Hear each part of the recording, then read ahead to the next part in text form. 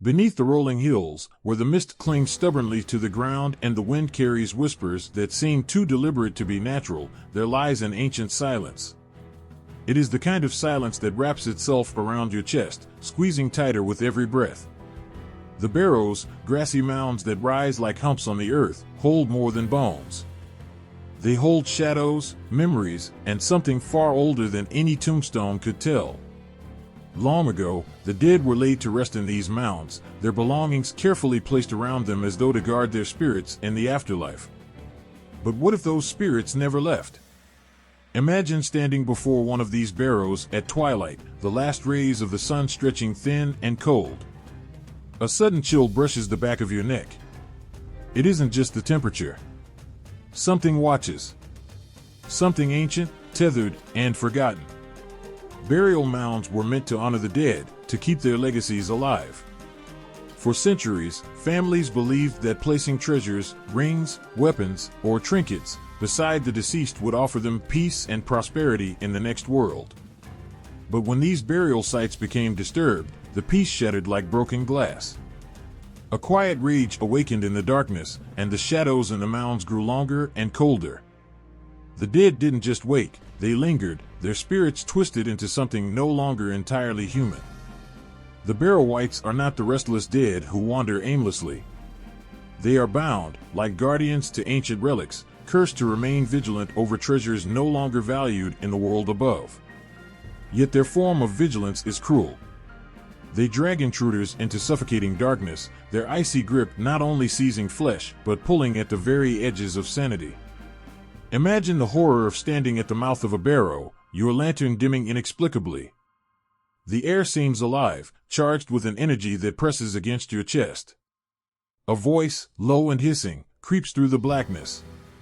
It doesn't speak any language you know, but its meaning is unmistakable: leave. But you don't leave. Something draws you forward, maybe curiosity, maybe greed. And the air grows colder still. Barrow wights are not merely ghosts, they are something far more terrifying.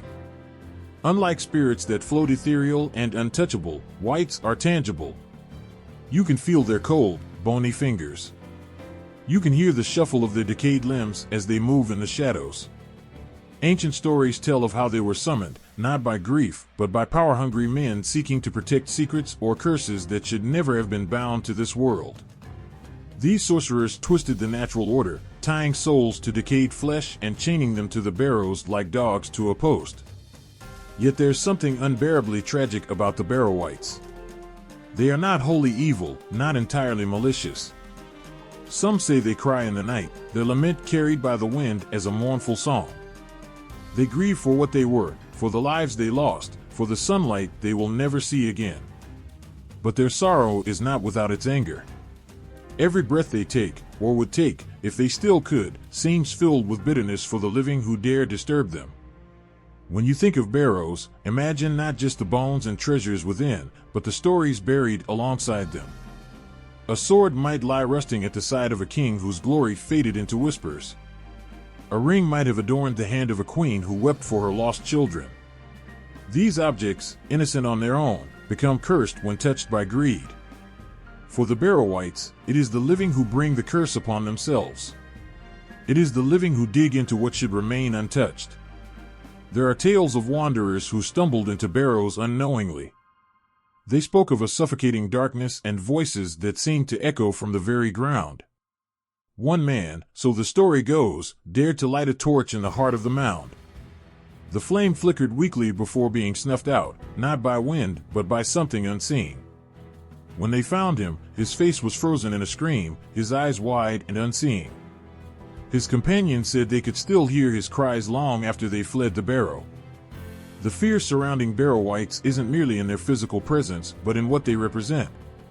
They are death unyielding, memory unforgotten, anger unquenched. They remind us of the thin line between honoring the past and disturbing it. They exist where human greed meets the sacred, where arrogance dares to challenge the unknown.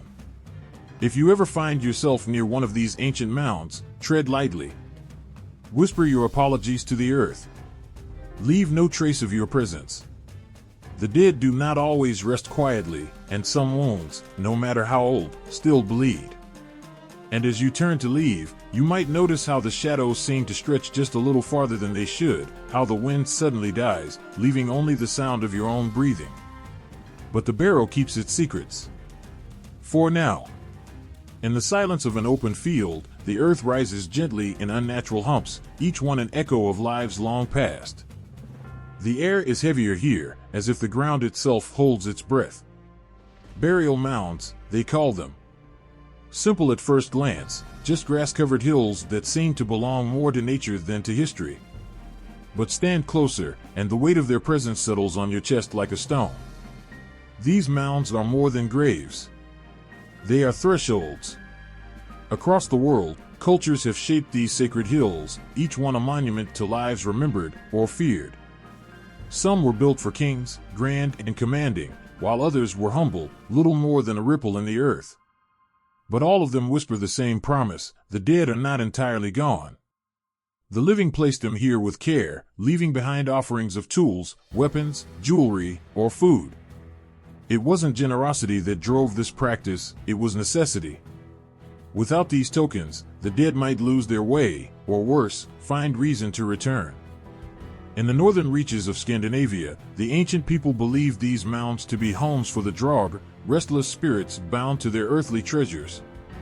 They told tales of warriors buried with swords still sharp enough to kill, guarding their treasures with a loyalty stronger than death. Even now, stories linger about strange lights flickering near the mounds at night, as though something inside still stirs, still watches. The Celts, too, feared and revered their barrows. For them, these mounds were not merely graves, they were portals to the otherworld, a realm of spirits and gods. To stand atop a barrow was to risk the ire of whatever dwelled beneath.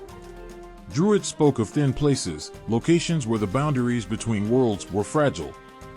The barrows were among the thinnest of all, places where the veil might tear, where voices from the beyond could seep into the air. But not all burial mounds were built out of fear. In Japan, the coffin were immense keyhole-shaped tombs designed to honor emperors and elites. Surrounded by moats, these mounds reflected power and reverence. Yet even these, grand and ceremonial, carried an unspoken tension. To disturb the resting place of a ruler was unthinkable, a violation that invited curses to follow the trespasser to their grave. Perhaps the most haunting thing about these mounds is the way they bridge two realities. To the living, they are monuments, reminders of mortality and legacy. To the dead, they are shelters, walls between their restless spirits and the chaotic world above. The barrows hold a certain defiance, they refuse to let the past fade entirely. They demand acknowledgement, attention, reverence. And then there are the stories.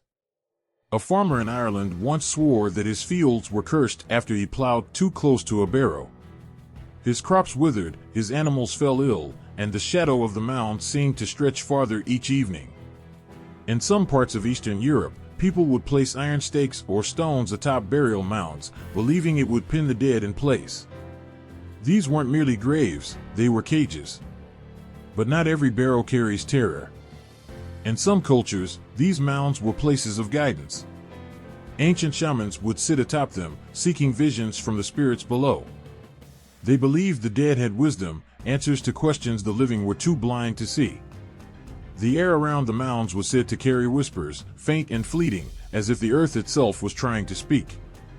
And yet, there is always that unshakable sense of unease. Burial mounds are still, but their stillness feels deliberate. They don't invite visitors, yet they watch them, waiting. Walk too close, and you might feel the ground beneath your feet grow colder, the wind heavier with something you can't quite name. The barrows are patient.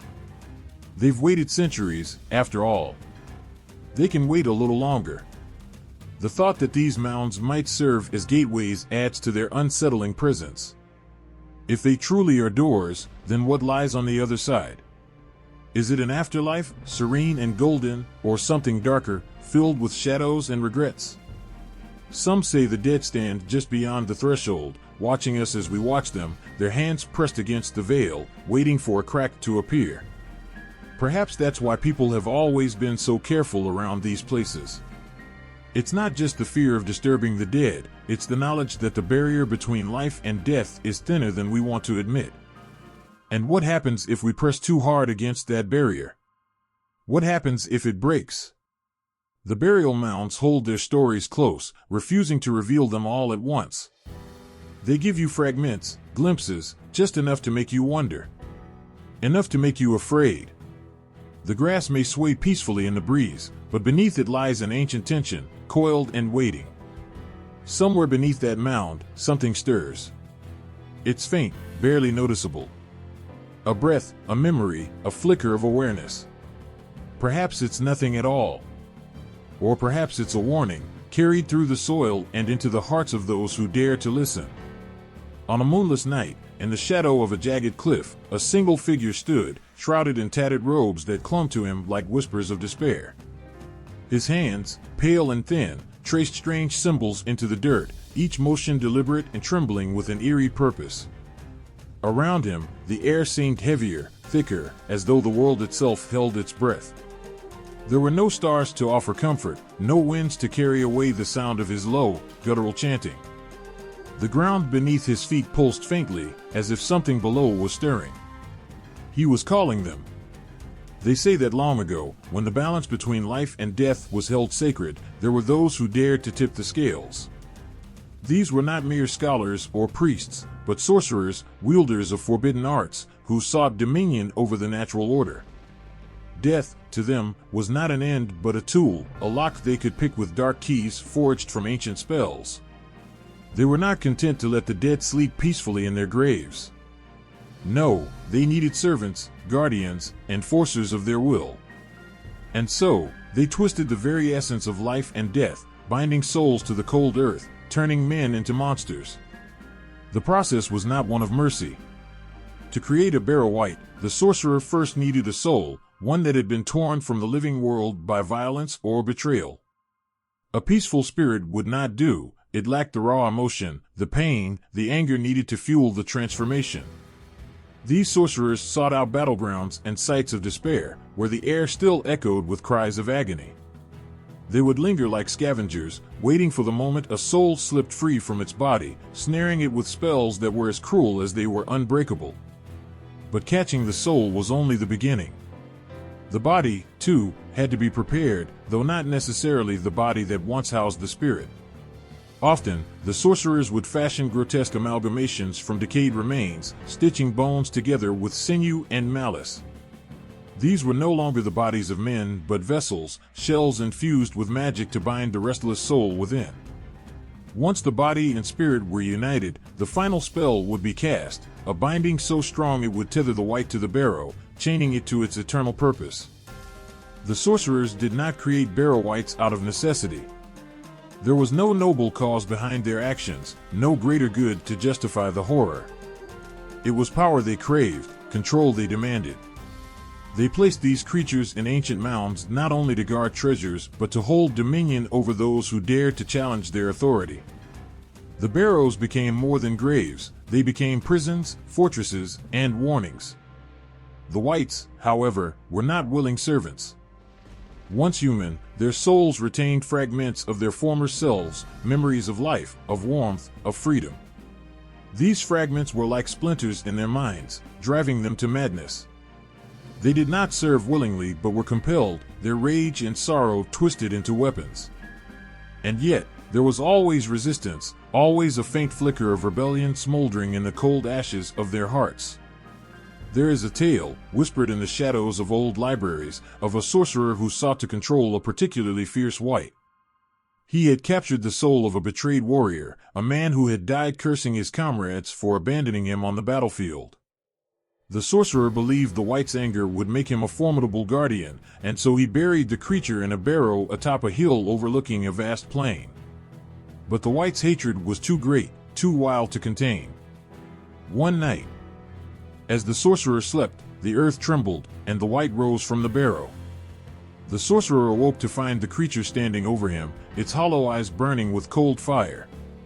They say the sorcerer's screams could be heard for miles, but by morning, nothing remained of him except the marks of clawed hands in the dirt. Such tales were warnings, though they did little to deter the sorcerers who came after. Each one believed they could master the darkness, that their spells were stronger, their wills unbreakable. But the wights were clever, and they remembered. The souls trapped within them clung to shreds of humanity, just enough to recognize an opportunity when it came. Some sorcerers met their ends in the very barrows they had built, victims of the monsters they had created. The Barrow wights' purpose was clear: to guard, to kill, to instill fear. But beneath that purpose lay a sorrow that could never be extinguished. Bound to the barrows, they were denied the release of death, denied the warmth of life. They existed in a state of perpetual torment, their spirits stretched taut like strings about to snap. And yet, they endured, because they had no choice. And the sorcerers? They moved on, building more mounds, creating more wights. They cared little for the pain they caused, for the lives they shattered. To them, the wights were tools, no more significant than the spells used to summon them. But the earth remembered. The barrows carried the weight of these crimes, the soil itself heavy with grief and anger. The very land seemed to mourn, its whispers growing louder with each passing year. There are still those who believe the sorcerer's spells have not entirely faded, that the wights remain bound to their ancient mounds, waiting for a master to call them forth. Waiting for revenge against those who condemned them to this half-existence. Waiting for something, or someone, to set them free. The air hung thick and still, the kind of stillness that pressed against your skin and made it hard to breathe. Beneath the soil, beneath layers of time and decay, something stirred, not with movement, but with intent. It wasn't alive, not in the way we understand life, but it wasn't dead either. It was caught somewhere in between, tethered to this place by forces as unyielding as iron. The spirit didn't remember its name, its face, or the warmth of the sun. All it knew was the cold, the darkness, and the unrelenting weight of the curse that bound it. Spirits trapped within Barrow wights are unlike any other. They are not ghosts, fleeting and ethereal, nor are they mindless echoes of lives long past. These souls have been twisted, their memories fragmented, and their emotions sharpened into weapons. They retain just enough of their former selves to feel the agony of their imprisonment. It's a torment that doesn't end, doesn't fade, and the longer they remain, the more their humanity slips away, replaced by something colder, something darker. The rituals that bind these souls are ancient, whispered about in the darkest corners of forgotten texts. They begin with death, but not just any death. It must be violent, unjust, or soaked in despair. A life taken too soon, a betrayal that cut deeper than any blade, a loss so profound it fractured the soul. This raw, wounded spirit becomes the perfect vessel for the curse. The more pain it carries, the stronger the bond. But the bond is not formed through pain alone. It requires intention, dark, deliberate, and merciless. The sorcerers who performed these rituals didn't simply stumble upon the souls they bound. They sought them out, dragging them back from the brink of the afterlife with words spoken in languages that felt wrong even to the earth itself. The spells were not whispered with reverence, but carved into the air with sharp, jagged syllables, each one a hook to pull the spirit deeper into its prison. Once the soul was captured, the final act of the ritual began. Curses, heavy and intricate, were etched into the very bones of the earth around the burial site. These weren't curses that dissipated with time. They were living things, feeding on the misery of the bound spirit, growing stronger as the years passed. They seeped into the soil, the stones, the very air, making the ground itself complicit in the entrapment. Anyone who dared to step too close could feel it, the unnatural weight, the sense of being watched by something older than memory. And the spirits? They fought. They clawed at the bindings with every ounce of strength they had left, but the curses were too strong, too cruelly designed. Some wights, the stories say, managed to hold onto fragments of themselves, a memory of a face, the sound of a laugh, the feeling of holding a sword. But even these fragments became tainted over time, twisted into sources of rage and despair. The spirit that once loved and laughed and lived became a creature of icy vengeance, its sorrow turned outward, directed at the living who dared disturb its rest. There's a story of a man who tried to appease a wight, bringing offerings of food and treasure to the mound in hopes of quieting its anger. He knelt before the barrow, his hands trembling as he placed the gifts on the ground. For a moment, the air seemed to grow still, as if the wight was listening. Then the man heard it, a low, guttural voice that came from nowhere and everywhere at once. It wasn't the words that terrified him, it was the hatred in them, the cold fury of a soul that could never be placated. They found the man the next day, his body untouched but his hair turned white, his eyes wide with a terror no one could explain. Not all wights are bound to anger. Some are bound to sorrow so profound it seeps into the air around their barrows. Travelers speak of hearing faint weeping as they pass by, the sound so heart-wrenching it stops them in their tracks. Others claim to have felt the weight of unseen eyes, not hostile, but deeply sad, as though the spirit was begging for release. But no one dares to help. The rituals that created these creatures were designed to prevent escape, not to offer redemption. And yet, there's something unbearably human about these spirits. Beneath the curses, beneath the layers of darkness and decay, lies a spark of the person they once were. They were fathers, mothers, warriors, and lovers, people who lived and dreamed and felt, just like us. It's this spark that makes them so haunting, so impossible to forget. They remind us that the line between life and death is thinner than we like to believe, and that the wrong choices, the wrong rituals, can trap a soul forever in the spaces between. Even now, the curses remain. The spirits remain. Bound and twisted, they linger in the barrows, waiting for something they no longer understand. Perhaps it's freedom they seek. Perhaps it's vengeance. Or perhaps they're waiting for someone foolish, or brave, enough to speak their name aloud. The earth here is not just soil and stone. It hums faintly, like a wire stretched too tight, thrumming with tension that only grows as you approach. Something in the very ground feels wrong, as if it doesn't belong to this world. The barrow rises like a scar, its shape unnaturally perfect against the wildness of the land. It should be silent, lifeless. But it isn't. The barrow isn't simply a grave, it's a cage, and every part of it is designed to hold. The soil, packed unnaturally firm, acts as the first barrier, weighted with layers of ritual. Beneath it lies stone, carefully placed in concentric patterns that seem almost random until you step back and feel the crushing precision of their arrangement. Each layer is like a lock, and together they form a prison designed to endure centuries. This isn't meant to keep the living out. It's meant to keep something in. The spirit trapped beneath the barrow feels this structure with every breath, or whatever passes for breath in the state they're in. They push against the walls, claw at the weight of the earth, but it holds them fast. Each attempt to escape feeds the very curse that binds them, like a chain tightening each time it's pulled. The barrow doesn't just confine, it consumes. The spirit's rage, sorrow, and fear seep into the mound itself, making it more than a structure. It becomes alive in its own way, pulsating with the torment it holds. To the outside world, the barrow looks ancient, peaceful even.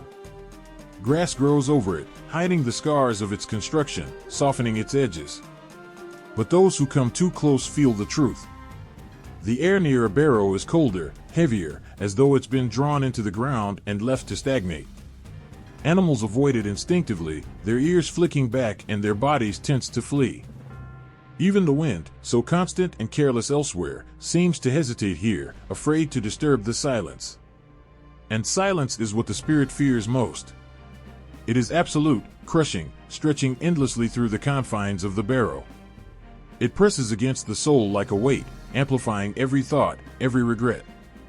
The spirit is left alone with its memories, its pain. There's no escape, no reprieve, only the endless cycle of remembering and forgetting. Sometimes, though, the silence cracks. Footsteps crunch above, voices drift down, and for a fleeting moment, the spirit feels a flicker of hope, or perhaps anger. It reaches out, clawing at the boundaries of its prison, desperate to be heard. But the barrow holds firm, its layers unyielding. The voices fade, the footsteps grow distant, and the silence rushes back in, heavier than before. The worst torment, though, is the stillness. The spirit can't move, can't shift or stretch or even turn its gaze. It is trapped in a space so small it feels suffocating, though it no longer needs air. There is no sky, no horizon, no sense of direction. Just the weight of the earth above and the cold stone below. Every moment is a reminder of its confinement, a reminder that it will never again feel the sun on its face or the wind in its hair. It wasn't always like this. Once, the spirit had a body, a voice, a life. It walked in the sunlight, felt the warmth of a fire, laughed, cried, loved. It was human, once. But now it's something else, something hollowed out and reshaped by the curse that holds it. The memories of its life are faint now, fragmented and blurred, but they're still there, sharp enough to wound. They cut deeper than any sword, carving into the soul until all that's left is pain. The sorcerers who built these prisons knew what they were doing. They didn't just trap the spirit, they twisted it, feeding its anger and despair until it became a weapon. The Barrow amplifies this torment, using it to strengthen the curse.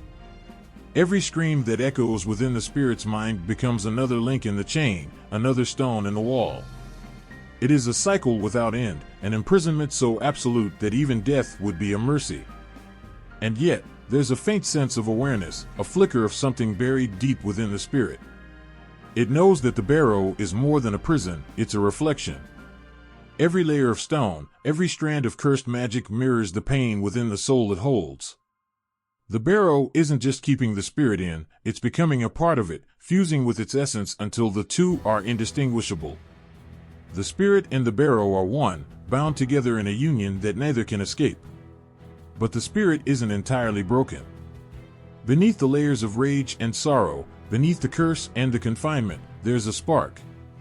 It's faint, nearly extinguished, but it's there, a glimmer of the person they once were. It whispers of freedom, of release, of the possibility of an end to the torment. The spirit clings to this spark, even as the Barrow crushes it, because it's all they have left. The fire in the longhouse crackled low, casting flickering shadows across the walls. Outside, the wind howled, carrying with it the scent of snow and the eerie whispers of the unseen. The old skald sat by the hearth, his face weathered by years of salt and sun, his voice rough but steady. He spoke of the Draugr, his tone heavy, as though each word was a weight upon his soul. "They don't rest," he said, his eyes glinting in the firelight. "Not in the cold earth, not in the deep sea. They rise, held back neither by stone nor steel. What they seek is not life, but vengeance, and they will have it." In the sagas of the Norse, the Draugr were more than stories meant to frighten children. They were warnings, etched into the minds of those who dared disturb the dead. These beings were said to be stronger than men, impervious to the blades of warriors, and filled with a wrath so cold it could freeze the blood of the bravest soul. They were the restless ones, those denied the peace of the afterlife.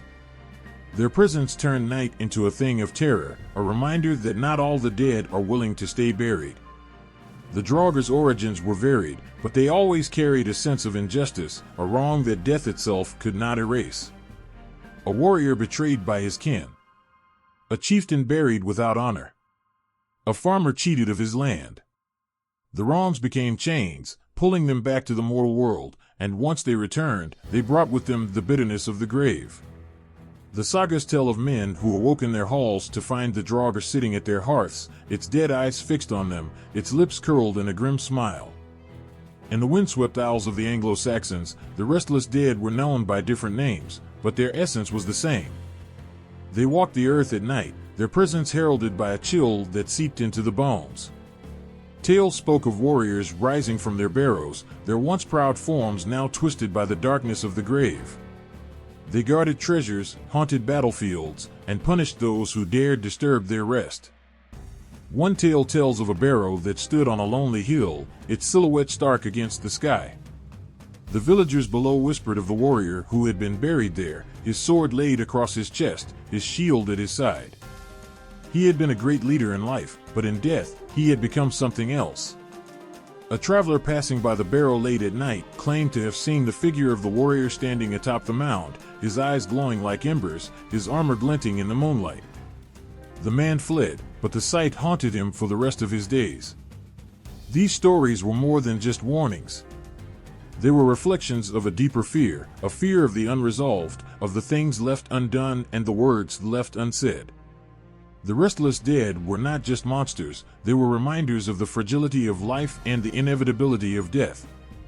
They stood as symbols of the thin veil between the living and the dead, a veil that could be torn by anger, sorrow, or the sheer force of will. As time passed, these tales of the restless dead began to intertwine with one another, creating a tapestry of myth and legend. The Draugr of the Norse and the Barrow wights of the Anglo-Saxons became two sides of the same coin, their stories overlapping in ways both subtle and profound. Both were guardians of the past, protectors of secrets, and punishers of those who dared to disturb the balance. In their modern form, Barrow wights carry the weight of these ancient tales, their shadows stretching across centuries. They are the echoes of the Draugr, the whispers of the Anglo-Saxon dead, shaped by the fears and imaginations of those who told their stories. They linger in the spaces between myth and reality, their presence a reminder that some things are not meant to be disturbed. And yet, the Barrows remain, their silent mounds waiting, watching, holding secrets that refuse to be forgotten. The forest whispered with a language older than men, its voice carried by the sigh of leaves and the rustle of hidden creatures. In the distance, a low hill rose, crowned by gnarled trees whose twisted limbs clawed at the sky. The earth around it was wrong, a pall of silence hanging over the land as though the world itself dared not breathe too loudly. And there, beneath the cold, unyielding stone of the hill, something waited, something ancient, malevolent, and patient. When Frodo and his companions stumbled into the Barrow-downs, they thought only of the weariness in their limbs and the promise of rest. They did not see the shadows deepening around them or feel the chill that crept into the air. It was not until the mist closed in, soft and suffocating, that the truth of the place revealed itself. The ground beneath them was not simply earth, it was a tomb, and the Barrow wights were its keepers. In Tolkien's world, the Barrow wights were not merely spirits of the dead. They were bound to their mounds by a greater evil, the malice of the Witch-king of Angmar, who twisted them into guardians of the ancient graves they haunted. Once, the Barrow-downs were places of honor, where the kings of old were laid to rest beneath towering stones. But in the long years of shadow and war, the sanctity of these resting places was defiled. The wights were born from that defilement, remnants of a world consumed by darkness. Their presence is a creeping dread, a weight that settles in the pit of the stomach and grows heavier with each passing moment. They do not reveal themselves immediately, they linger at the edges of perception, their malevolence seeping into the minds of those who wander too close. In Tolkien's words, they are silent, unseen watchers, their menace all the more chilling for its subtlety. When they do strike, it is with a suddenness that leaves no time for thought, no room for escape. The wights do not kill with swords or claws, their weapons are fear and despair. Their song, cold and mournful, weaves through the air like a spell, binding their victims in a trance from which there is no waking. Frodo's companions were caught in this spell, their wills stolen, their bodies dragged into the dark hollow of the Barrow. There, in the suffocating blackness, they lay as the wight prepared to finish what its curse demanded. It is in this moment that the true horror of the wights is revealed. They are not just keepers of the dead, they are destroyers of identity, stripping away not just life, but the very essence of what it means to be alive. Frodo, the last to fall, was left alone in that suffocating dark, the weight of the Barrow pressing down on him like a shroud. Yet, even as the wight loomed over him, its icy grip reaching for the one ring, Frodo resisted. With all the strength left to him, he called out for help, his voice piercing the shadow. The arrival of Tom Bombadil, with his strange, otherworldly power, shattered the wight's hold. With a single song, bright and full of life, he banished the darkness and freed the hobbits from the Barrow's grip. But the escape was not without its scars. The gold and treasure within the Barrow, once the symbols of ancient kingship, were tainted, their beauty hollow and meaningless. The hobbits emerged into the light, but they carried with them the memory of that darkness, a reminder of the fragility of hope in a world so easily consumed by shadow. The Barrow wights serve as more than just a chilling encounter in Tolkien's story. They are a testament to the weight of history, the burden of a world shaped by the mistakes and tragedies of those who came before. The Barrow-downs are a place where time has stopped, where the sins of the past linger like ghosts, refusing to let the living move forward. In confronting the Wights, Frodo and his companions are forced to confront the weight of that history, to see the echoes of old wars and ancient grief reflected in the present. But there is another layer to the Wights, one that speaks to the power of resilience. Despite the overwhelming fear, despite the darkness that sought to swallow them whole, the hobbits found their way back to the light. In Tolkien's hands, the Barrow wights become more than monsters, they become a symbol of the choice that faces every soul caught in despair. Do you succumb to the weight of it all, or do you fight, even when the odds seem insurmountable? And so the tale of the Barrow wights lingers, their shadows stretching beyond the confines of the story, touching something primal within the heart. The next hill that rises in the mist might hold more than earth and stone, and the silence that follows may be more than just the quiet of the land. The moon hung low in the night sky, its light casting an eerie glow over the ancient burial grounds. The air was still, heavy with the weight of untold stories, and the silence felt alive, as though the land itself were listening. Then came a sound, a soft, keening wail that seemed to rise from the very earth. It wasn't human, though it carried a mournful, almost familiar tone. It was a cry that chilled the blood and stirred something primal deep within, fear, sorrow, and the unshakable sense that something sacred had been disturbed. In the Celtic lands, such a sound was said to herald the presence of a banshee, a harbinger of death and grief. The banshee was no mere ghost, she was a spirit tied to the fate of a family, her wails foretelling the loss of a loved one. But her connection to the dead was more than just a warning. Some believed that the banshee was the soul of a woman wronged in life, her restless spirit bound to the mortal world by sorrow too great to bear. She lingered near ancient mounds and graves, her cries a lament for what could never be undone. The Celts spoke of cursed graves, places where the dead were not at peace. To disturb such a grave was to risk the wrath of its inhabitant, for these were not the spirits of ordinary mortals. These were revenants, the restless dead who rose from their tombs to exact vengeance or fulfill unfinished business. Unlike the ethereal banshee, the revenant was a physical manifestation, its body animated by anger and regret. Legends tell of warriors who clawed their way out of their own graves, their eyes burning with hatred, their decayed hands still clutching the weapons they wielded in life. But it wasn't only the Celts who spoke of such beings. In the Slavic traditions, there were stories of the Mora, spirits that preyed on the living, stealing their breath as they slept. These were often linked to individuals who had died tragically or violently, their souls unable to find rest. The Slavs believed that some graves were cursed, marked by a malevolent energy that bound the dead to the world of the living.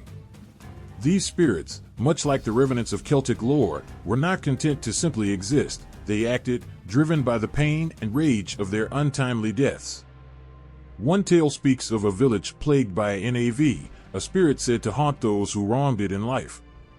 The villagers would gather at the grave, offering gifts of bread and milk, hoping to appease the restless soul. But when the offerings were ignored, they knew there was no escaping its wrath. Night after night, the spirit would knock on doors, its hollow voice calling out the names of the guilty. One by one, those who answered vanished, leaving only the echo of their screams behind. The idea of cursed graves was not confined to folklore, it was a belief woven into the fabric of daily life. Graves were sacred spaces, and to disturb them was to invite disaster. In both Celtic and Slavic traditions, burial rites were intricate and precise, designed to ensure that the dead stayed where they belonged. Coins were placed on the eyes, iron stakes were driven through the heart, and protective symbols were carved into the stones. These rituals were not mere superstition, they were acts of survival, born from the unshakable fear that death was not always the end. Yet, there was a haunting beauty in these stories, a recognition of the deep connection between the living and the dead. The banshee's cry was not only a warning, it was a song of grief, a reminder of the bonds that even death could not sever. The revenant's rage was not only terrifying, it was a testament to the power of love and betrayal, emotions so strong that they could transcend the grave. The cursed graves were not only places of dread, they were places of memory, where the past lingered, demanding to be acknowledged. And so, the tales of wights, banshees, and revenants endure, their voices carried on the wind, their presence felt in the quiet moments of the night. They are not just stories of fear, they are stories of longing, of the human desire to understand the mysteries of life and death. They remind us that the line between the two is thinner than we might like to believe, and that some spirits are not bound by the rules of the living world. The wind shifts, the air grows colder, and the ground beneath your feet seems to hum with a quiet, ancient energy. The candlelight flickered against the jagged walls of the burial chamber, casting shadows that seemed to breathe with a life of their own. There, in the center of the cold, silent tomb, lay a hoard of gold and jewels, their brilliance undimmed by the weight of centuries. The air felt thick, oppressive, as if the very ground mourned for the souls that once claimed these treasures. Yet the allure was undeniable. The gold gleamed with a promise as old as humanity itself: wealth, power, freedom. But beneath its surface lay something darker, something that whispered of curses and betrayal. The first to touch the treasure would always swear it was alive. The moment a hand closed around a gilded coin or a ruby-encrusted chalice, an icy chill would creep up their arm, settling deep in their chest. It was subtle at first, a faint unease they could dismiss as a trick of the mind. But then the dreams would begin. In the dead of night, they would see the faces of the dead, gaunt and hollow-eyed, watching them with a mixture of sorrow and rage. The gold was never just gold, it carried the weight of those who had died for it, their pain and betrayal woven into every glittering piece. In so many tales, gold was the bait, the irresistible lure that drew the living into the clutches of the dead. The Barrow wights, silent and patient, waited for those foolish enough to take what was never meant to be theirs. It was said that the treasure was cursed, not by the wights themselves, but by the greed of those who sought it. In life, it had been a source of betrayal, driving friends to murder and brothers to war. In death, it remained a trap, binding both the living and the dead in an eternal cycle of misery. There is a story told of a warrior who stumbled upon a barrow in the dark of night. He was drawn to it not by curiosity, but by the faint glimmer of gold that shone through the cracks in the stone. The treasure seemed to call to him, its glow piercing the fog like a beacon. Against his better judgment, he pried open the heavy stones and stepped inside. The air was freezing, and the silence was so complete it pressed against his ears like a physical force. Yet he couldn't resist. He reached for the nearest coin, his hand trembling with anticipation, and in that moment, the shadows moved.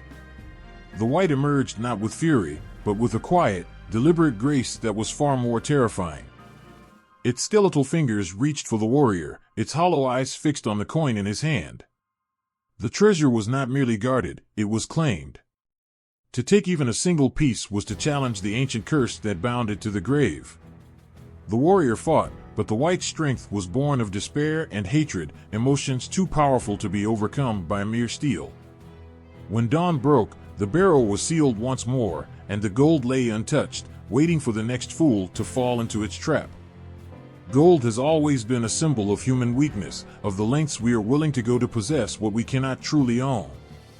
In the stories of old, it was not the wights who cursed the treasure, but the greed of the living that made it dangerous. Kings who hoarded their wealth, refusing to share it with those in need. Warriors who betrayed their comrades for a handful of coins. These acts of greed left a stain on the gold, a mark that even death could not erase. It was said that those who claimed such treasure would carry that curse with them, their lives unraveling as the greed that consumed others consumed them as well. Yet the gold was not always a source of evil. In some tales, it was a test, a way for the dead to judge the living. To enter a barrow and emerge unscathed, one had to resist the lure of the treasure, to prove that their heart was pure. Few succeeded, for the pull of wealth was too strong, the promise of power too tempting. Those who failed became part of the curse, their souls bound to the barrow alongside the wights they had sought to rob. The connection between treasure and betrayal was more than just a theme in stories, it was a reflection of human nature. The gold itself was innocent, a mere object. But in the hands of the living, it became something far more dangerous. It became a weapon, a tool for manipulation and destruction. It was the cause of countless wars and the ruin of countless lives. The whites, in their silent, watchful way, served as a grim reminder of the cost of such greed. They were the echoes of those who had paid the ultimate price, their spirits trapped by the very treasure they had sought to possess. And still, the lure remained. Even knowing the stories, even hearing the warnings, people would venture into the barrows, driven by the hope that they might be the one to claim the gold without consequence. They would tell themselves that the curse was just a myth, that the tales were exaggerated. But the barrows had a way of proving them wrong, of showing that some things are better left undisturbed. The treasures glinted in the darkness, waiting, always waiting, for the next soul brave, or foolish, enough to reach for them. The torches burned low, their light flickering against the crumbling walls of the ancient crypt. The air was damp, heavy with the scent of decay and the weight of centuries. At the center of the room stood a pedestal, its surface etched with runes that seemed to shift in the flickering light. Resting atop it was a book, its cover dark and cracked, bound with iron clasps that had rusted with time. The adventurer hesitated, their fingers hovering inches above the ancient tome. There was power here, knowledge hidden away for generations, but the silence in the chamber felt watchful, almost alive. Then came the sound, a low, guttural rasp, as if the very stones were breathing. From the shadows, it emerged, a figure cloaked in tattered remnants of burial robes, its eyes hollow yet burning with an unnatural light. Its movements were slow, deliberate, as though time itself bent to its will. It was not a mere corpse, but something far more ancient, something that had waited centuries for this moment. The adventurers' breath caught in their throat, their heart pounding like a drumbeat in the stillness. The white did not attack. It stood between the adventurer and the pedestal, its presence a silent warning. This was no mindless guardian of treasure. It was a keeper, bound to protect the knowledge that lay within the book. There was a purpose in its gaze, a fierce determination that transcended death. To reach for the book was to challenge not just the white, but the very forces that had entrusted it with its task. The stories say that whites were once scholars, priests, or sages, individuals who had devoted their lives to preserving the wisdom of their people. When they died, their spirits were bound to the places where that knowledge was kept, their bodies transformed into tireless sentinels. They were not motivated by vengeance or greed, but by duty, a duty that outlived their mortal forms. To disturb their rest was to face not only their wrath, but the weight of the secrets they guarded. One tale speaks of a group of adventurers who sought the location of a lost city, its ruins said to hold the answers to the world's greatest mysteries. They traced their way to a barrow hidden deep within an ancient forest, its entrance marked by stones carved with runes none could decipher. Inside, they found a white seated upon a stone throne, its bony hands clutching a staff that seemed to pulse with an inner light. The adventurers approached cautiously, but the moment they stepped too close, the white rose. Its voice, when it spoke, was like the rustling of dead leaves, its words a warning, turn back. Some knowledge is not meant to be known. They ignored the warning, of course. Greed and curiosity often outweigh caution. The white did not hesitate. It moved with a speed that defied its decayed appearance, its staff glowing with a cold, blue fire. One by one, the adventurers fell, their weapons useless against a force they could not understand. When the last of them fell, the white returned to its throne, its eyes once again fixed on the darkness. The knowledge remained untouched, safe for another age. But not all encounters end in bloodshed. There are rare tales of those who sought knowledge not for power, but for understanding, their intentions pure enough to earn the white's favor. In these stories, the white does not attack but tests, posing riddles or challenges that the seeker must solve. If they succeed, the white allows them access to the knowledge they seek. If they fail, they are turned away, sometimes with their lives, sometimes without. It is said that the knowledge guarded by whites is often forbidden for a reason. Some of it holds the power to destroy, to unmake the world as we know it.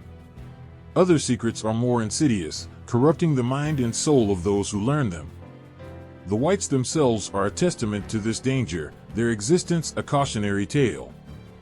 They were once human, after all, but their devotion to their duty transformed them into something else, something that cannot be easily undone.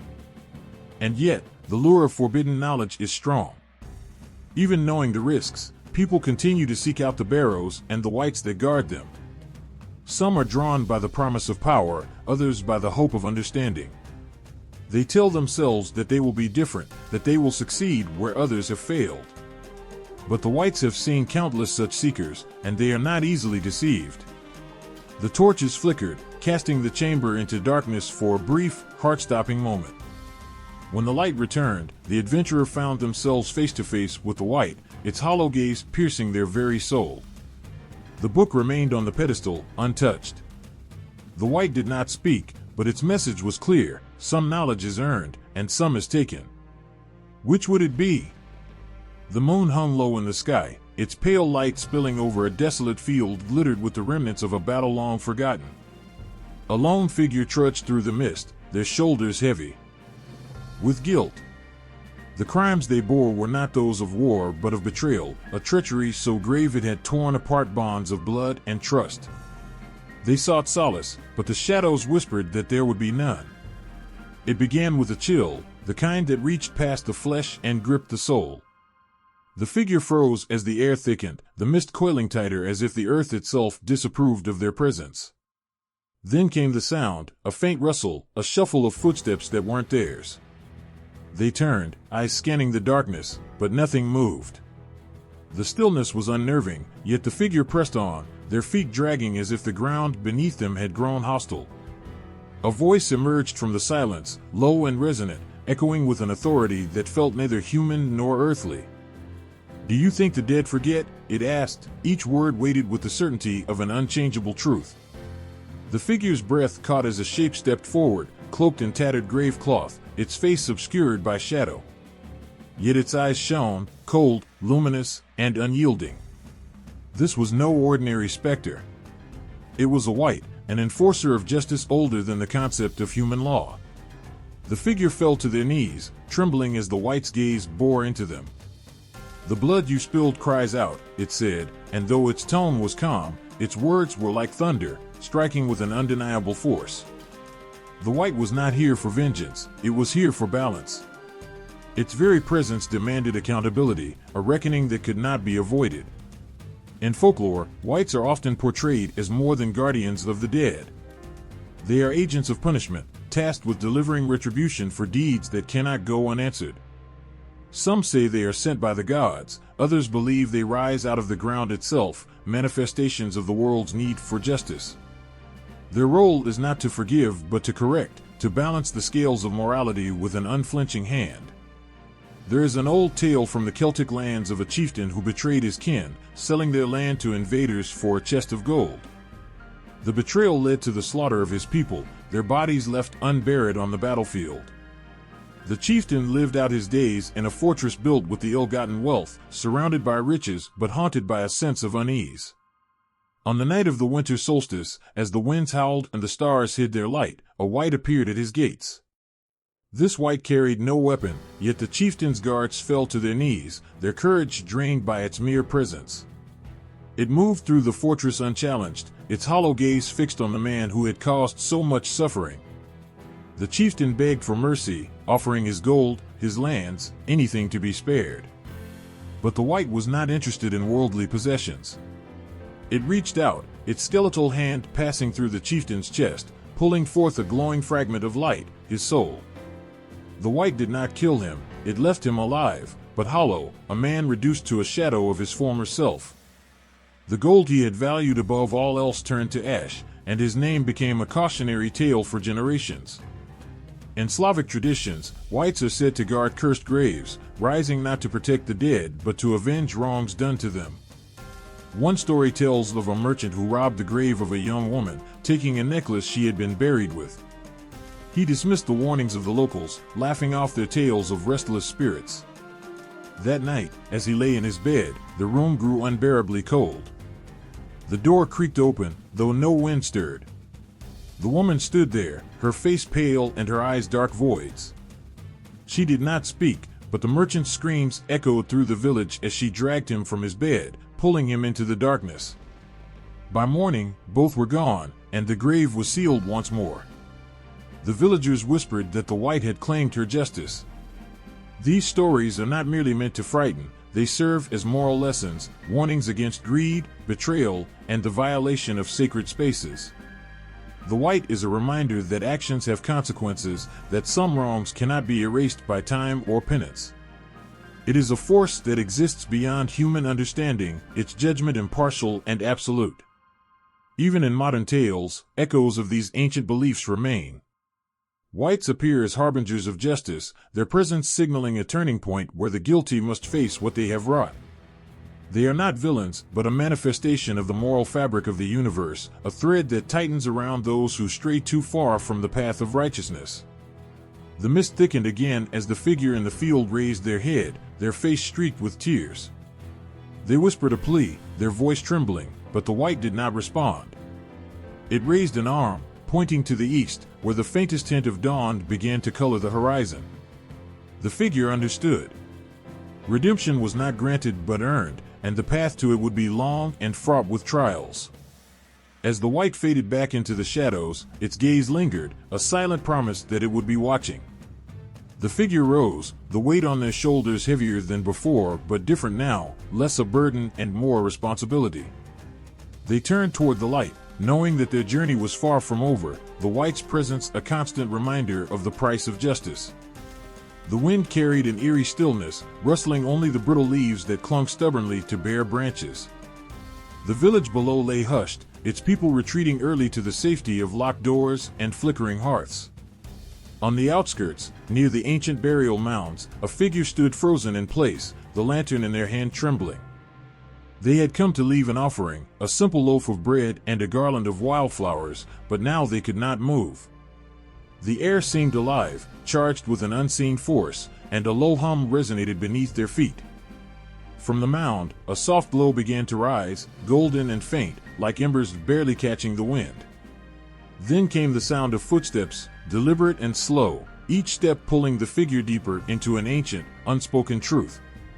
A shape emerged, draped in shadows, its eyes not cold but watchful. It was a wight, neither hostile nor welcoming, its presence both a warning and a reassurance. This was no mindless specter nor vengeful soul, it was a keeper of something far greater than the bounds of mortal understanding. Wights walk the line between protector and predator. Their role is not born of malice but necessity, a duty as old as the world itself. They are guardians, charged with maintaining the balance between forces that, left unchecked, could unravel existence. Yet to those who stray too close, their actions might seem monstrous. A farmer who cuts too deep into the sacred soil of a barrow might find his crops blighted, his livelihood erased as punishment for his trespass. To the farmer, the wight would be a curse, but to the land it is a defender, ensuring that what is sacred remains untarnished. Ancient lore speaks of the wight's duality, its very nature tied to the fragile balance between life and death. In the world of the living, the cycle of birth, growth, decay, and renewal is accepted, even celebrated. But the dead, their purpose fulfilled, are meant to rest. When this order is disrupted, when the living pry into the realm of the dead or the dead claw their way back to the light, wights rise to restore equilibrium. They are not bound by human notions of good and evil. Their actions are governed by something far older, a cosmic order that does not bend to mortal desires. In Celtic stories, wights are sometimes described as protectors of burial grounds, rising only when the graves are disturbed. Yet, these tales are not purely warnings against greed. They speak to the interconnectedness of all things, the idea that life and death are not separate but intertwined. To steal from the dead is not merely to take, it is to disrupt the delicate harmony that keeps the world in balance. And so the wight comes, a harbinger of consequence, a reminder that every action sends ripples through the fabric of existence. In Slavic traditions, there are stories of wights who guard crossroads, places where the living and the dead intersect. Travelers who disrespect these sacred spaces often find themselves at the mercy of these spectral watchers. But there are also tales of those who show reverence and are granted safe passage or even aid in their times of greatest need.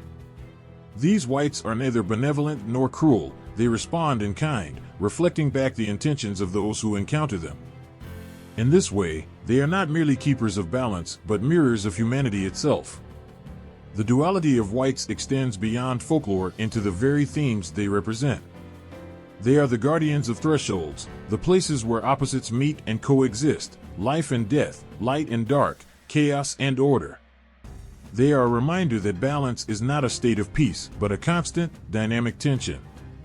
A scale that tilts too far in either direction will eventually collapse, and it is the wight's role to ensure that such a collapse never comes. But balance is not without cost. In some tales, wights are described as prisoners of their own purpose, bound to their role for eternity. A Norse draugr, for example, may guard its hoard of treasure not out of greed, but because its duty demands it. To relinquish the treasure would be to fail its purpose, yet to keep it is to remain tethered to the mortal world, unable to find rest. This tension between duty and freedom is echoed in many stories, where wights serve as tragic figures as much as fearsome ones. The figure at the mound finally found the courage to set down their offering. The bread and flowers trembled on the earth, but the wight did not move to claim them. Instead, it spoke, its voice low and resonant, carrying not malice but gravity. "Do you know why you offer this?" it asked, its words heavy with meaning. The figure could not respond, their mind reeling, but the wight continued. "It is not for me. It is for what must be. For what must remain." The figure stepped back, the words echoing in their mind long after the glow faded and the air grew still.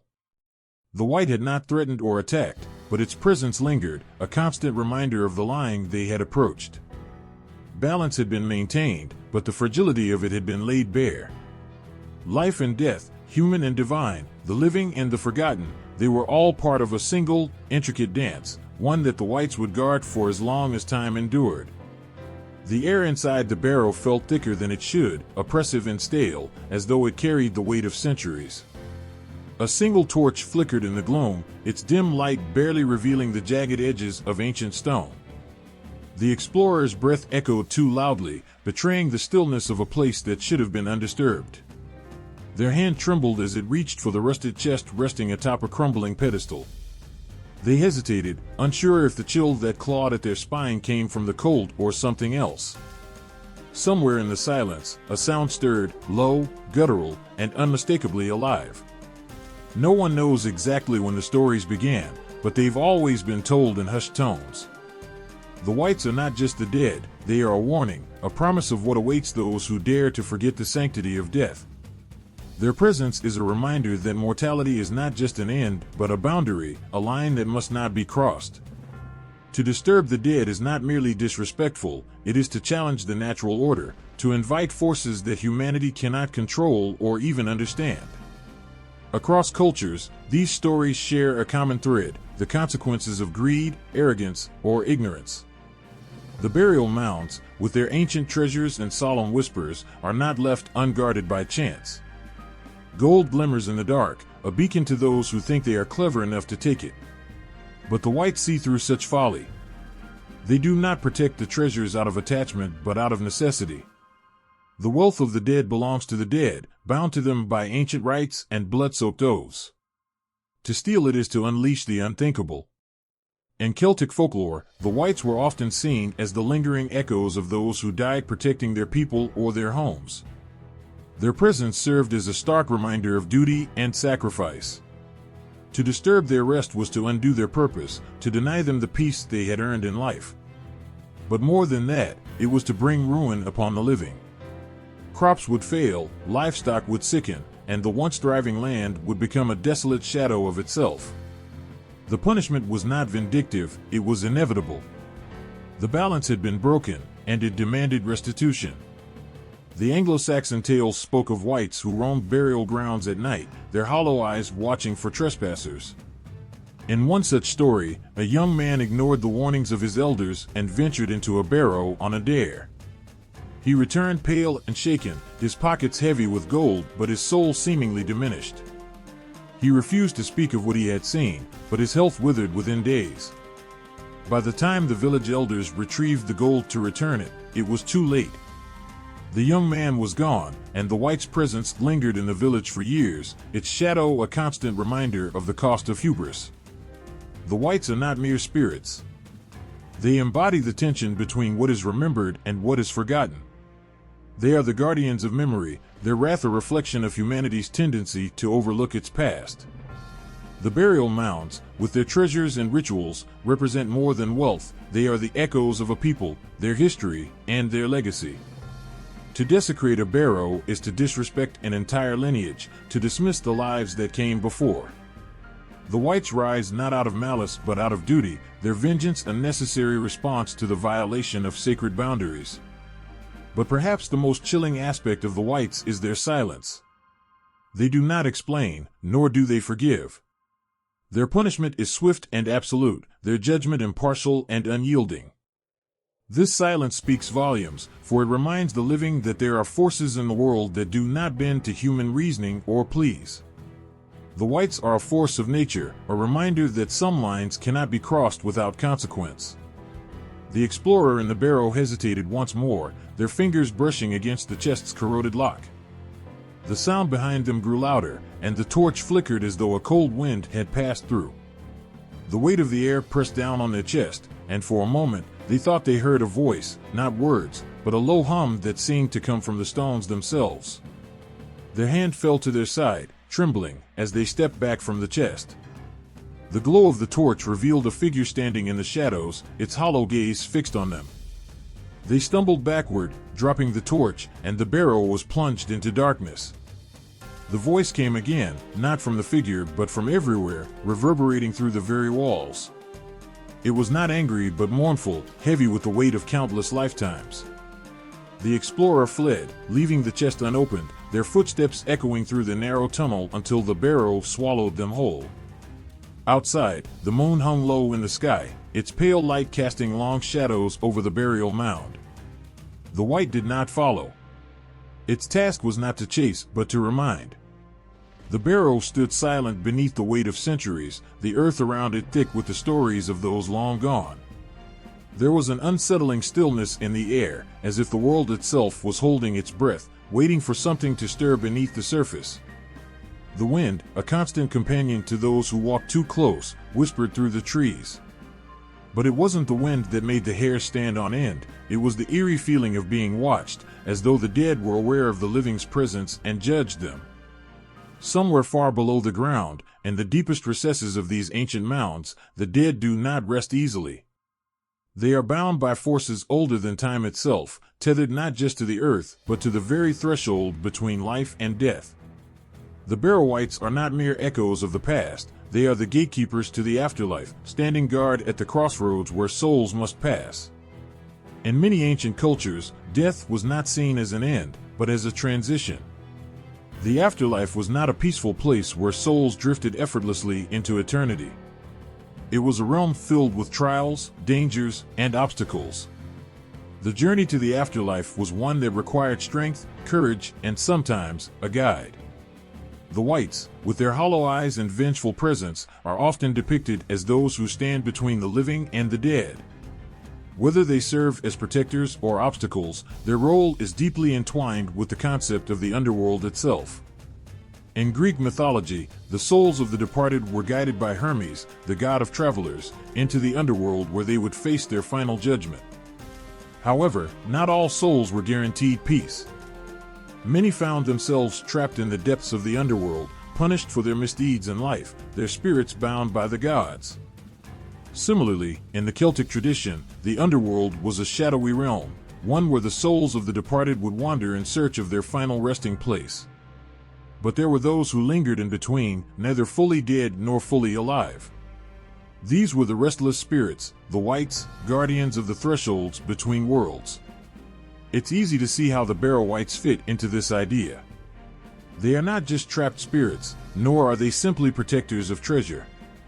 They are, in a sense, the guardians of souls, standing at the gates of the afterlife, keeping watch over those who seek passage into the next world. Some are tasked with ensuring the souls of the dead are guided correctly, while others, more sinister, serve as obstacles, preventing the unworthy from passing into the afterlife. The dead do not leave easily, and for some, the journey to the afterlife is long and fraught with peril. The souls of those who have been wronged, who have committed evil acts in life, often find themselves entangled in webs of their own making. Their spirits are forced to wander, not finding rest until they have atoned for their sins. And it is here, in this liminal space, that the wights come into play. These creatures are not merely specters, they are the embodiment of death's judgment. They do not look upon the souls they guard with compassion, nor do they offer solace. They are relentless, impartial, and cold, their sole purpose to guide, or prevent, a soul from crossing into the afterlife. And in the world of the Barrow wights, judgment is often harsh. For the dead who are not yet ready to pass on, the wights act as both guide and obstacle, pushing the soul forward when necessary, but also turning them away when they have not earned their place in the next world. In Slavic folklore, there is the figure of the Rodnovery, the ancient spirit who guides the dead into the afterlife, but also challenges them to confront their past. The wights share this dual nature. At times, they act as protectors of the sacred threshold, ensuring that only those worthy can enter the afterlife. At other times, they are the ones who haunt the living, demanding justice for wrongs committed in life. The wights' presence is a reminder that the underworld is not simply a destination, it is a process, a reckoning that cannot be avoided. In the world of Tolkien's Middle-earth, the Barrow wights are one of the most vivid representations of this theme. They are not just creatures of terror, they are an embodiment of the liminal space between life and death. In The Lord of the Rings, the Barrow wights guard the tombs of long-dead kings, their spirits bound to the ancient mounds where they lie in wait for the souls of the departed to cross. For Frodo and his companions, the encounter with the Barrow wights is more than a mere moment of fear, it is a reminder that the world of the living and the world of the dead are not as separate as they might seem. The wights are part of a larger cosmic order, a reminder that there are forces at play that humans cannot control, forces that ensure the balance between life and death is maintained. But what happens when that balance is disrupted? When the dead are not allowed to rest, when the souls of the departed are left to wander aimlessly? In the myths and stories of old, this disruption often leads to chaos. The dead are not meant to linger in the world of the living, and when they do, they bring with them a darkness that can spread like a disease, infecting everything in its path. The wights, in their endless vigilance, are there to remind us that death is not something to be trifled with. To disturb the dead is to invite judgment from forces greater than any mortal can understand. As the wind howled outside, the entrance to the barrow lay untouched. Inside, the wights waited in silence, their hollow eyes watching for any sign of trespass. Their task was simple, yet vital, to guard the path between life and death. They were not protectors of the living, nor were they enemies of the dead. They were merely keepers of the threshold, ensuring that the natural order was preserved. And in the quiet darkness of the barrow, it was clear that no one, no soul, could cross without facing the judgment of those who stood guard. For those who would disturb the peace of the barrow, for those who would cross the line between life and death, the wights were always there, their cold eyes watching, waiting. They were not there to offer mercy, nor to provide hope. They were there to remind all who dared to approach that the path to the afterlife was not one to be taken lightly. The dead may rest, but they are never truly gone. And the wights, forever bound to their ancient duty, would make sure of it. There are places where the world between the living and the dead grows thin, where spirits linger too long, their restless souls unable to cross the threshold.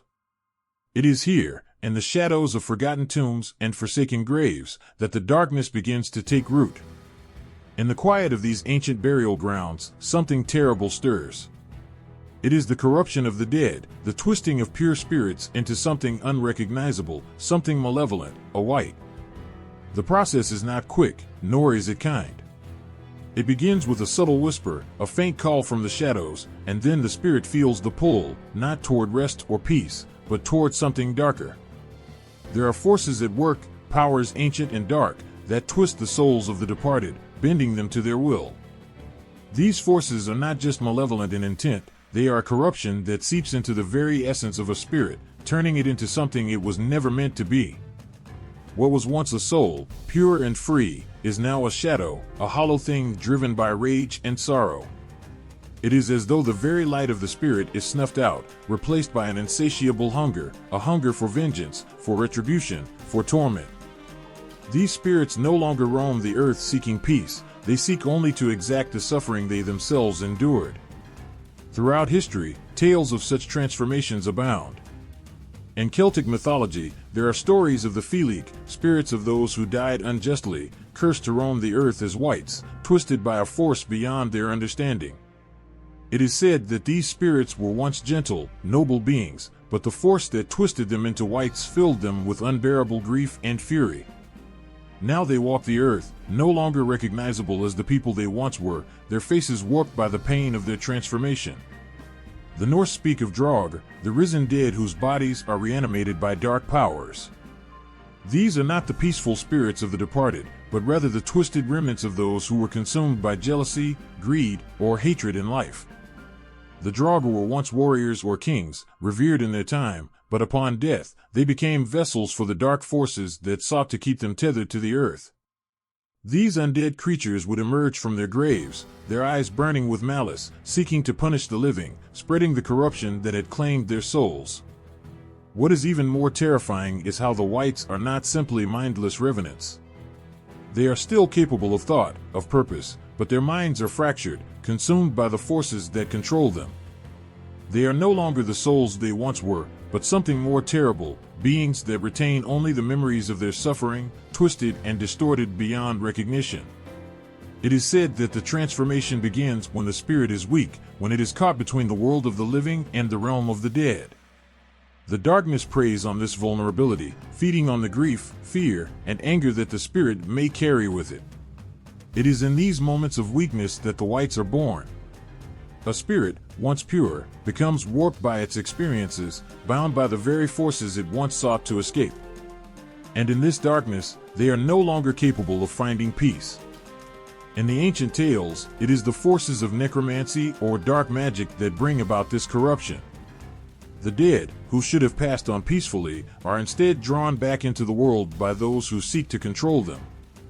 These twisted rites, often carried out in the dead of night, call forth the spirits of the departed, not to give them rest, but to enslave them. The rituals are dark and terrible, tapping into the power of death itself, and it is through these rites that the wights are born. The Grendel, in Anglo-Saxon lore, was said to be a wight, a creature born of dark magic, created through the manipulation of death itself.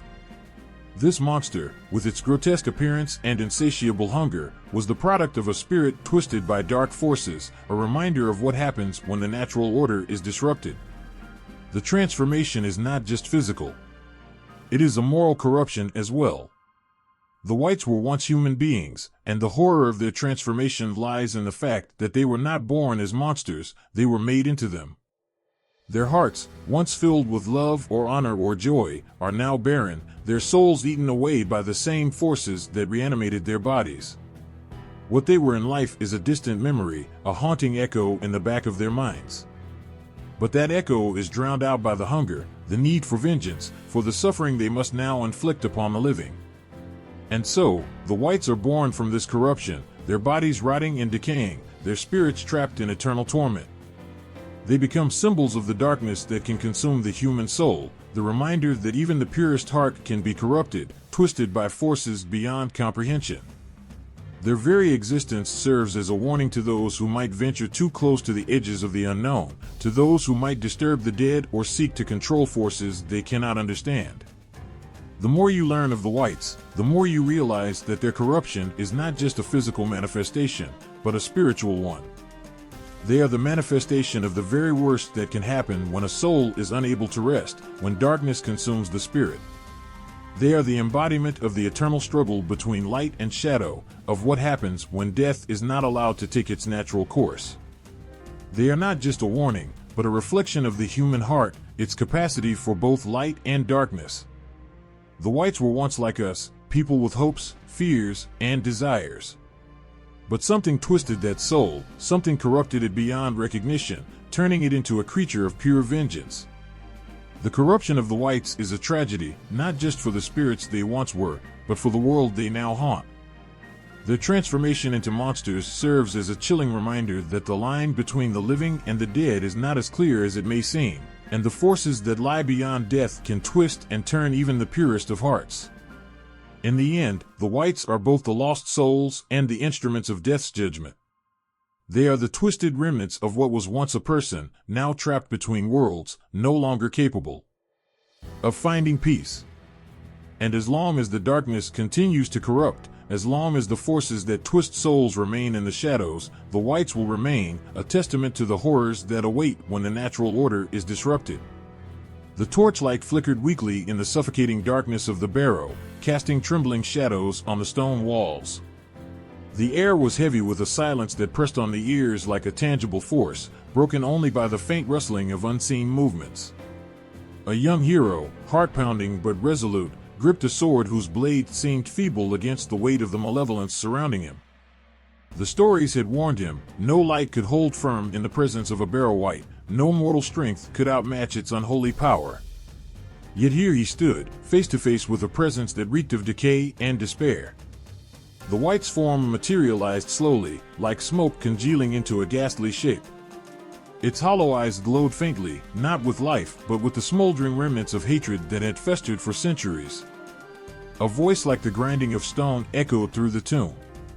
"Why have you come, mortal? Do you seek your doom?" There was no immediate answer. Courage is not the absence of fear, but the defiance of it, and in that moment, the hero's shaking hands betrayed the human instinct to flee. Yet, he held his ground, the fire of purpose in his heart burning brighter than the cold terror that seeped into his bones. It is in such tales that the fragile strength of humanity shines. Throughout the myths and legends of countless cultures, heroes have entered these shadowed domains, not for glory or wealth, but because something greater called them. They stand against the Barrow wights, creatures of darkness born of corruption, wielding not just steel, but purity of heart, clarity of purpose, and unyielding resolve. One such tale speaks of Edric the Bold, an Anglo-Saxon hero tasked with retrieving a sacred relic buried within the depths of a cursed mound. The relic, it was said, held the power to restore peace to his war-torn village, but the Barrow wight guarding it had claimed many brave souls. As Edric stepped into the crypt, he carried not just a sword but a rune-inscribed charm given to him by an ancient seer. The wight, sensing his presence, unleashed a wave of suffocating darkness. Whispers of long-dead voices clawed at Edric's mind, threatening to tear his sanity apart. Yet, he held onto the seer's words, "Only a heart that knows no deceit can walk this path unbroken." In the face of the wight's torment, Edric recited a prayer for the lost souls, not with hatred for the creature, but with compassion for the suffering it endured. The purity of his intent became his shield, and the wight's malice faltered in the presence of such light. Another tale from the Norse sagas recounts a warrior named Kjartan who ventured into a burial mound to rescue his beloved, stolen away by a draugr. The barrow was a maze of shadows, and Kjartan's every step felt as though he walked on the edge of an abyss. The draugr emerged, its grotesque form towering, its strength beyond mortal comprehension. But Kjartan did not rely on brute force alone. His wisdom guided him to a forgotten passage from the Eddas, an incantation that bound the draugr to its grave. In the end, it was not his sword but his understanding of ancient truths that won the day. The courage to confront a Barrow wight does not lie in physical might, but in the ability to face the darkness within oneself. These heroes do not emerge unscarred. The weight of the encounter lingers in their hearts, a haunting reminder of the fragility of the human soul. Yet it is precisely this fragility that makes their triumph so powerful. The wights, embodiments of corruption and despair, are not just external foes, they are manifestations of the fears and doubts that reside in all of us. Tales of victory over wights are not merely stories of overcoming monsters. They are parables of humanity's potential for light in the face of overwhelming darkness. The hero who faces a wight does not fight for himself alone. He fights for the memory of those lost to the shadows, for the sanctity of life, and for the promise of hope. The clash between hero and wight is never just physical. It is a battle of wills, a test of whether the light in a person's soul can withstand the encroaching darkness. In this sense, every blow struck, every step taken deeper into the barrow, is symbolic. It is the hero's determination to uphold the balance between life and death, to preserve the dignity of both the living and the dead. Even in victory, there is rarely celebration. The defeat of a wight often carries with it the bitter taste of sorrow. The hero knows the wight was once a soul like any other, a person with dreams and love and laughter, now lost to an existence of torment. To vanquish such a foe is not an act of triumph, but of mercy, a solemn release of a spirit trapped in pain. Yet, the hero endures. With each encounter, a piece of their soul may be burdened, but it is through this burden that they grow. They carry with them the lessons learned, the truths uncovered, and the knowledge that even in the darkest of places, courage can shine. The barrow grows silent once more, its malevolent inhabitant vanquished, its darkness lifted. But the hero does not leave untouched. As they step out into the light, there is a new weight upon their shoulders, a reminder of the battle fought, the life saved, and the soul released. And though the world may never know their story, the land itself seems to breathe easier, as though it, too, is grateful for their courage. The villagers gathered in the pale light of the moon, their faces drawn with fear and exhaustion. A child's voice trembled through the crowd, asking her mother why they had come to the old stone circle in the dead of night. The woman knelt, clutching a small bundle of herbs and a rune-carved talisman, whispering a prayer under her breath. This was not the first time the wight had stirred in the barrow nearby, but tonight it had taken a shepherd. His screams had carried on the wind, echoing across the fields, and the villagers knew they could not wait for it to claim another. The elder stepped forward, his weathered hands clutching a staff adorned with charms and feathers. He spoke with a voice like the rustling of ancient leaves, weaving together words that were half instruction, half plea. Each villager had a role to play, for the ritual required unity. The herbs, gathered under a waxing moon, would be burned to cleanse the air. Salt, painstakingly drawn in a circle around the barrow, would serve as a barrier. And then there were the incantations, whispered in the old tongue, words passed down through generations to keep the restless dead at bay. Across cultures, rituals like these have been born from desperation and resilience. A wight is not easily banished. It is not a mere shadow to be chased away, but a force of malice tethered to the living world. Each step of the ritual must be precise, for the smallest mistake could invite disaster. There are tales of those who have succeeded in containing a wight, though such victories are always hard-won. In one story from Celtic folklore, a farmer named Brian faced a wight that had risen from a cursed grave near his fields. The priestess of the village, known for her knowledge of ancient rites, instructed him to craft a silver sigil and place it at the barrow's entrance. Silver, the metal of purity and truth, was said to repel the corrupted spirits of the dead. But it was not enough to simply place the sigil. Brian had to remain at the barrow until sunrise, reciting prayers to the old gods without faltering. Each time his voice wavered, the ground beneath him trembled, and a cold wind howled from the barrow as if the wight itself sought to escape. Not all rituals rely on objects or incantations alone. In Slavic traditions, it is said that a wight can be laid to rest through acts of compassion. A grieving spirit, twisted into a wight by betrayal or injustice, may be calmed by the offering of what it most desires, acknowledgement. A famous tale speaks of a young healer who approached a barrow said to house the spirit of a murdered bride. Rather than wielding a weapon or charm, the healer knelt at the grave and sang a song of mourning, her voice carrying the sorrow of 100 broken hearts. When dawn broke, the villagers found the healer unharmed, the barrow sealed, and the fields peaceful once more. But not all wights seek closure. Some are driven by hatred too deep to be soothed. For these, the rituals grow darker, more desperate. In the harsh winters of northern Europe, it was said that iron stakes driven into a wight's barrow could pin the spirit to its grave. This was no act of mercy, it was a warning to the living that the balance of life and death should never be disturbed.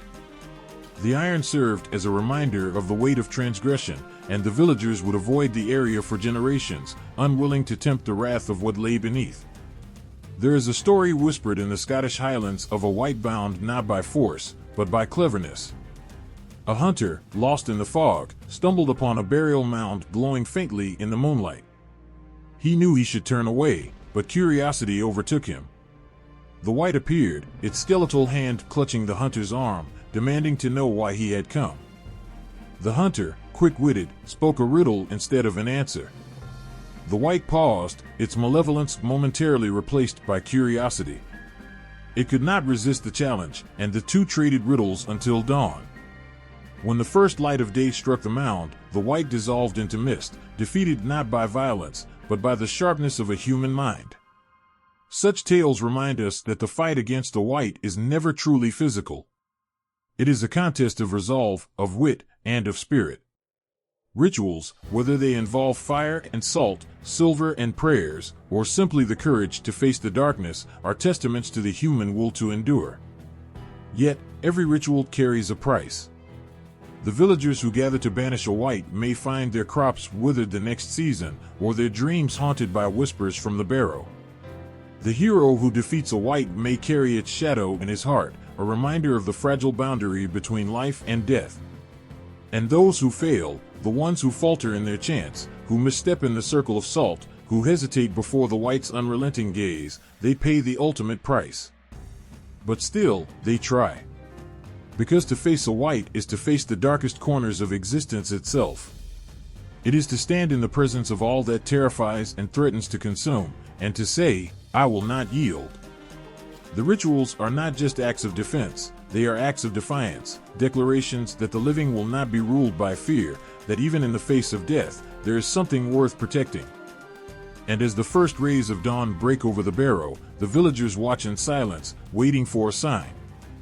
The elder's staff strikes the ground, and the flames of the burning herbs flare one last time before extinguishing. The air feels lighter, the oppressive weight of the night lifting. The wight has been contained, its whispers silenced, for now. But the earth remembers. And so, too, must the living. For the boundaries between their world and the wights are thin, and the darkness always waits. The cold seeped into his bones as he knelt before the barrow, his breath forming clouds that drifted aimlessly into the night. The lantern's weak glow flickered, and the silence pressed down on him like a living thing. He had thought himself prepared. He had brought the charms, memorized the prayers, and steeled his heart against the fear. But nothing could have readied him for the whispering. It wasn't a voice, not exactly. It was the memory of one, half-formed words that slithered into his mind, twisting his thoughts until he could barely remember why he had come. His brother's face swam in his mind, pale and lifeless, stolen by the wight that now stirred beneath the earth. He gripped the iron dagger tighter, but his hands trembled. It was not the cold that made them shake. To face a wight is to stand on the edge of madness. The stories warn of their cunning, their ability to probe the darkest corners of your soul and drag your fears into the light. They do not simply attack the body, they unravel the mind, stripping away the fragile walls that keep the chaos of the world at bay. There are countless tales of those who entered a barrow with courage in their hearts and left as mere shadows of themselves, if they returned at all. In one such story, a warrior named Leofric set out to rescue his betrothed, who had been lured to a cursed burial ground by a white siren call. Leofric emerged 3 days later, clutching her lifeless body, his eyes hollow and unseeing. He did not speak again, and his grief consumed him like a slow-burning fire. But the cost is not always so visible. For some, the scars lie hidden, buried beneath a mask of normalcy. A healer who banished a wight from her village was hailed as a hero, but she confessed on her deathbed that she had never slept soundly again. Every night, she felt the wight's cold breath on her neck, a reminder that it was never truly gone. And yet, for all the pain, there are stories of triumph, of those who faced the darkness and found something unbreakable within themselves. A young woman named Ellen is said to have saved her village from a wight that had haunted their fields for generations. She carried no weapon, only a harp and a voice filled with sorrow and resolve. When the wight emerged, she sang of its forgotten life, weaving a melody so haunting that even the cold air seemed to weep. The wight faltered, its rage giving way to a kind of yearning. When the sun rose, it was gone, and the fields were quiet once more. But even Ellen paid a price. Though she had banished the wight, she carried its sorrow within her. Her songs, once bright and filled with joy, became laments that could make even the hardest hearts weep. She lived a long life, but those who knew her said she was never quite the same, as if a part of her had been left in the barrow with the wight. What is it, then, that drives people to face such horrors? perhaps it is love, the kind that burns brighter than fear. A father who ventures into a wight's lair to save his child is not thinking of the cost, he is thinking only of the small, fragile life that depends on him. Perhaps it is duty, a sense of responsibility so deep that it outweighs the self. Or perhaps it is something more primal, a refusal to let the darkness win. And yet, for all the bravery and sacrifice, there are moments when the cost seems unbearable. A knight who confronted a wight to protect his kingdom returned victorious but found no solace in his triumph. "I fought the darkness," he said, "but now it lives in me." He withdrew from the court, his laughter silenced, his once bright eyes clouded with a shadow that no amount of light could dispel. These stories remind us that the battle against the wight is never just a physical one. It is a battle of will, of spirit, and of identity. To stand before a wight is to confront not just the creature but the darkest parts of yourself, the doubts, the regrets, the fears that you bury deep and hope never to face. And in that confrontation, something changes. Sometimes, it is a loss of innocence, of joy, of the self you once were. But sometimes, it is a revelation. There is a tale of a scholar who spent years studying the rites and rituals to banish wights. When his own village was threatened, he stepped forward, trembling but resolute. As he performed the ritual, the wight hissed and writhed, whispering words meant to break him. It spoke of his failures, his loneliness, his unfulfilled dreams. But instead of faltering, the scholar listened. He let the words wash over him, and in doing so, he faced the truths he had long avoided. When the ritual ended and the wight was gone, he stood taller than he ever had, his fear replaced by a quiet strength. The cost of facing a Barrow wight is undeniable. It is a stripping away of the self, a descent into the depths of human vulnerability. But in those depths, there is also a chance for something extraordinary, a glimpse of the resilience that lies at the heart of humanity.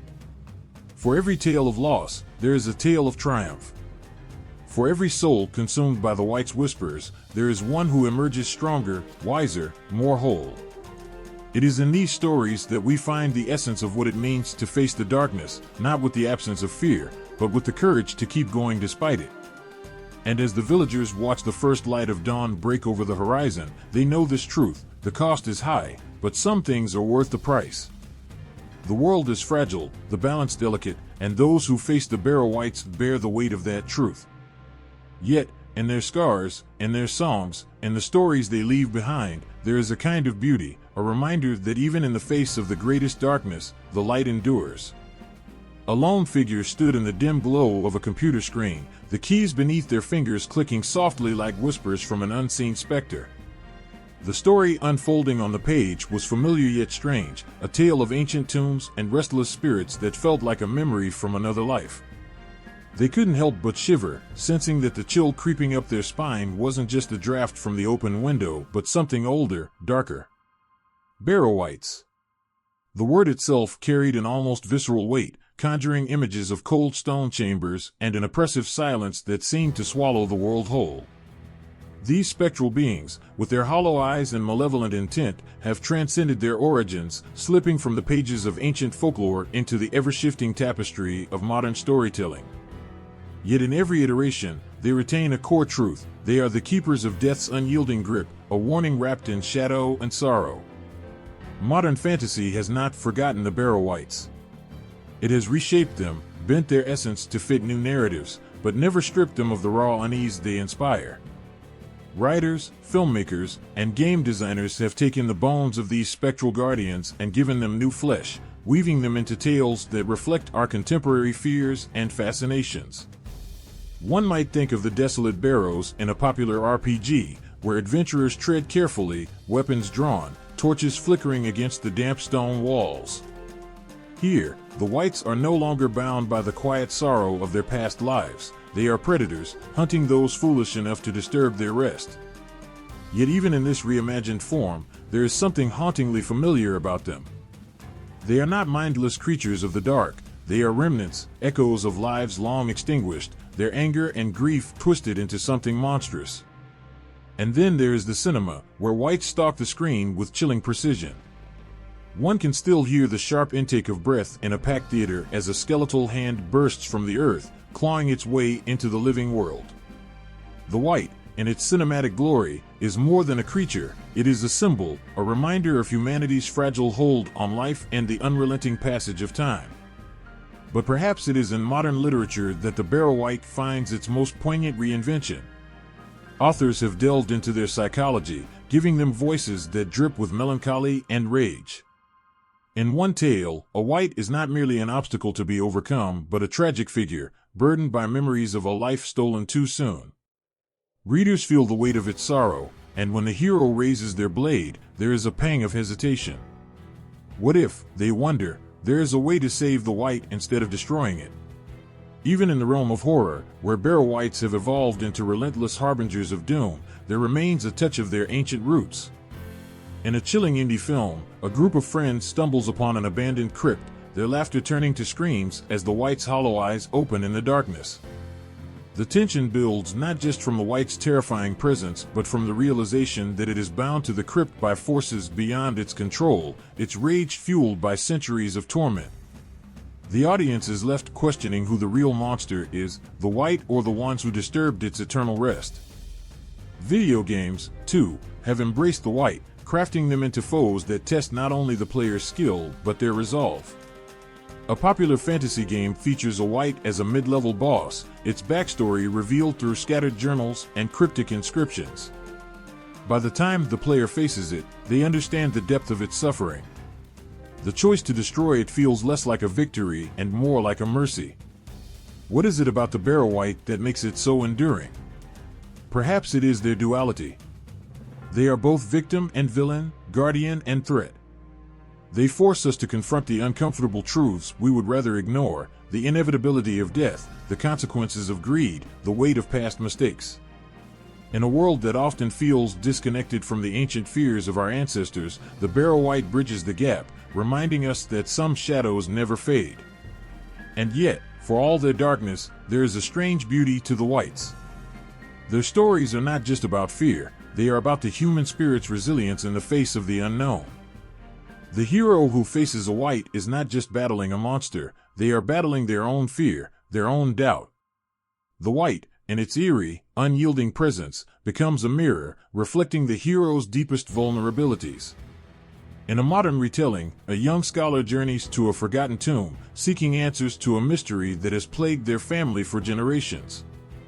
When the wight rises, it does not attack. Instead, it speaks, its voice a low, mournful whisper. It tells of betrayal, of loss, of a love that was never fulfilled.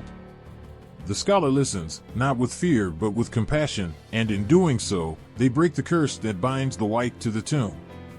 It fades away, not in anger but in peace, leaving behind a single tear-shaped gem, a token of gratitude, a symbol of the human capacity for understanding. These modern interpretations remind us that the Barrow wight is not just a creature of horror, it is a vessel for storytelling, a canvas on which we project our fears, our hopes, and our questions about the unknown. It is a reminder that even in the darkest of tales, there is room for humanity, for connection, for the possibility of redemption. The flicker of the computer screen fades as the story ends, leaving the reader with a sense of unease and wonder. The Barrow wight lingers in their thoughts, its hollow eyes watching from the edges of their mind. And as they step away from the desk, they can't help but glance over their shoulder, half expecting to see a shadow that wasn't there before. In the dead of night, when the world is hushed and the stars seem to hold their breath, there's a moment when the air grows colder, heavier. It's as if something ancient stirs, unseen but deeply felt, a presence lingering just beyond the edge of reason. It's then that the Barrow wights feel closest, their stories whispering through the fabric of time, tugging at the corners of the mind like a memory you can't quite place. There's a pull to their legend, a gravity that refuses to let go. Perhaps it's the silence of their graves, or the way their existence seems to defy natural law. They are not merely spirits tied to the earth, they are enigmas, questions carved in stone and shadow. What binds them to their barrows? What do they guard, and why? And if they could speak plainly, would their stories bring understanding, or madness? The allure of the Barrow wight lies not in its terror but in its mystery. Even in the most detailed accounts, there is always something left unsaid, an unanswered question lurking in the dark corners of their lore. Their graves are more than resting places, they are doorways to the unknown. Some say these tombs are cursed, others claim they're sacred, but no one truly knows. And isn't that the very essence of fascination? The not knowing, the possibility that behind every tale is another layer waiting to be uncovered. Over centuries, white lore has evolved, adapted, shifted with the currents of time. In the old tales, they were creatures of retribution, guardians of treasures no living hand should touch. But even then, their purpose was never fully clear. Were they protectors or prisoners? Did they guard out of duty, or were they bound against their will? The ambiguity of their existence makes them more than mere villains, it makes them tragic, almost human. Modern interpretations have tried to fill in the gaps, but even these additions feel like half-answers. Writers and creators lean into their mystery, crafting stories that expand on their nature but never fully explain it. A popular novel might depict a wight as a cursed knight, bound by broken vows, while a film might show it as a wrathful spirit, its mind fractured by centuries of isolation. Each version adds to the mythos, but none of them capture the full truth. It's as if the wights themselves refuse to be understood, slipping through the cracks of imagination like shadows through a keyhole. Even the brave who claim to have faced them, those fictional adventurers who emerge from barrows with trembling hands and haunted eyes, seem to carry more questions than answers.